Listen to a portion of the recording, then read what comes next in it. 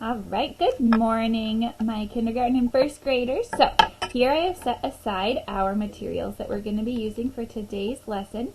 You can choose if you want to use brown marker or a black marker, but you will also want a pink marker. Okay, so I'm going to set those to the side. Today I'm going to choose the black marker. You will also want a cup of water and a brush or something that you can use to dip in water and only get in small areas on your paper. All right, so let's get started. The first thing that you are going to do on your paper is you're going to think of a big chubby W, and you want to start a little lower on your paper. So I'm going to think of big, wide, fat W. Look at that. Do you see that W right there? Okay, the next thing you're going to do is you are going to draw a rainbow pretty tall to connect your tops of your W's. All right, so let's do that. Anyone guess what we're making so far? I don't know. It's kind of tricky to see. All right, the next step, I think you're going to figure it out. So over here on the right side of our rainbow, we're going to make a nice curved triangle shape. All right, you see that?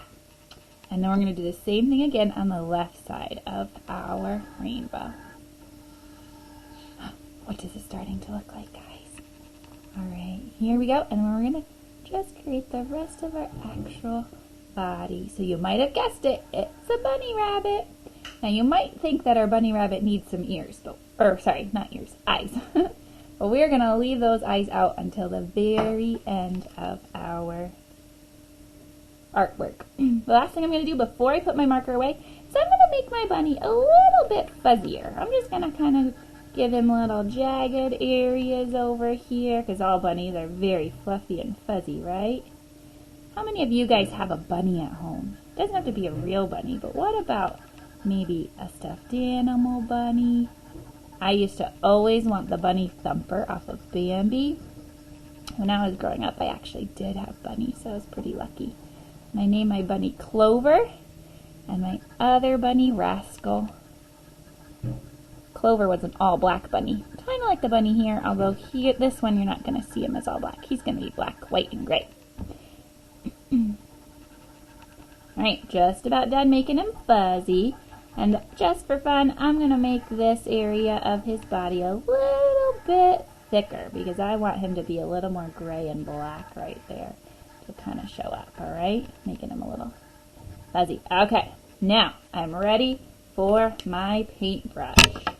So we're going to switch over here, and I'm just going to dip my brush right into the water, and I'm going to go around first by just dabbing. Dabbing means to go up and down with my paintbrush. So I'm not putting any pressure on my paper because that can cause my pressure to get holes if I rub it too much.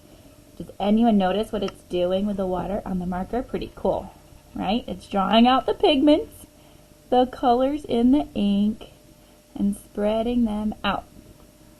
Okay, just go around all over, just dabbing, dabbing, dabbing, dabbing, dabbing, dabbing, spreading out all along your edges. Okay, once you've done that, then you're going to go back over those spots that have already kind of spread out the ink, and you're just going to start dabbing across wherever else you want the color to be. So you're pulling out the ink from where it is. Do you see how our bunny now is starting to become a little gray? Gray and black and white. So when we dab it like this, it also helps make it give a watercolor effect. We haven't used watercolor in class yet, but eventually you guys will. I am going back and putting some more water on my brush when my brush gets too dry, because remember, you don't want to just smear your paper because that can cause holes in your paper if you're just using copy paper. If you want to use a thicker paper, you could use more of like a cardstock. Ask your mom if she's got any of that. That could be fun to use and protect your painting just a little bit more from getting holes. Alright, I'm going to look now. I kind of like what it looks like. Maybe I'll add a little bit more color on my bunny's face. Just dabbing him, he's a little splotchy. And then I'm seeing, where do I see anywhere that there's still a really strong line that you can see it's marker and not watercolor? I'm going to add a little bit more water to that area. I'm going to blend it out a little bit with my brush. So am I dabbing anymore? No, you're correct. I'm sliding it on the paper. A little more, trying to make it a little more smooth so you don't see the lines quite so much. And that's going to make my painting look a little bit better and more like a painting instead of just a drawing. Alright guys, so I'm going to set this aside. I'm pretty happy with how it's turning out. Aw, my cute little bunny, and I can't wait to see yours. We've got one other step, but first this has to dry. So I'll catch you back here later.